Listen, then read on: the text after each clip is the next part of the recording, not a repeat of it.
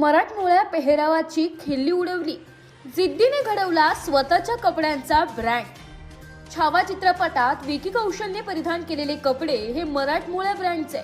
खरं तर आपला मराठमोळा पेहराव कुठेच मिळत नसल्याचे पाहून एका ध्येयवेड्या तरुणाने स्वतःचा ब्रँड सुरू करण्याचं ठरवलं। त्याने बनवलेला ड्रेस पाहून एका फॅशन डिझायनरला हसू आलं। हे काय मुलींसारखा ड्रेस बनवलाय म्हणत पेहरावाची खिल्ली उडवली। त्याचं हे बोलणं पुण्याचा दीपक मानेला खटकलं आणि स्वतःचा रॉयल तष्ट नावाने स्वतःचा कपड्यांचा ब्रँड सुरू केला। आज देश विदेशात दीपक माने यांनी त्यांच्या या कपड्यांच्या ब्रँडचं नाव पोहोचवलंय। पुण्याच्या दीपक माने या तरुणाने मोठ्या कष्टाने हे ध्येय गाठलंय। रॉयल तष्ट या नावाने दीपक माने यांनी अगोदर घरातूनच कपड्यांचा ब्रँड सुरू केला। महाराष्ट्रीयन कपडे लग्नात घालायला मिळत नाही या विचाराने ते झपाटून पेटले आणि तसे कपडे बनवण्यास त्यांनी सुरुवात केली।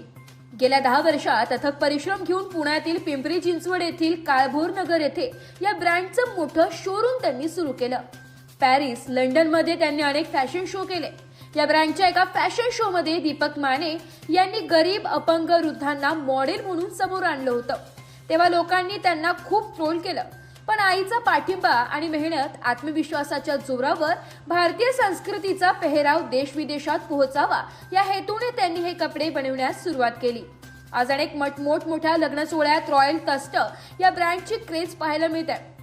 मराठी सेलिब्रिटी विश्वातही या ब्रँडची क्रेज आहे। एवढंच नाही तर राजकीय नेत्यांनाही या ब्रँडची भुरळ पडली। छावा चित्रपटातील विकी कौशल असो किंवा नुकत्याच पार पडलेल्या अभिनेत्री प्राजक्ता गायकवाड हिच्या साखरपुड्यात तिच्या होणाऱ्या नवऱ्यानेही याच ब्रँडचे कपडे परिधान केले होते। तर अभिजित खांडकेकर, सुरत जोशी, सोनाली कुलकर्णी, अंकित मोहन, रुपाली भोसले, सिद्धार्थ खिरीड यांनीही या ब्रँडचे मॉडेल म्हणून काम केलंय। दीपक माने यांचं निगडी प्राधिकरण येथे मोठं घर आहे। ब्रँडेड गाड्या, बाईक्सचे मोठे कलेक्शन त्यांच्याकडे। ते धार्मिक देखील आहे। वारीमध्येही ते सहभागी होताना दिसतात, हे विशेष। आज दीपक माने यांनी मराठी नाव फॅशन जगतात मोठं केलंय, याचं कौतुक तर नक्कीच व्हायला हवं।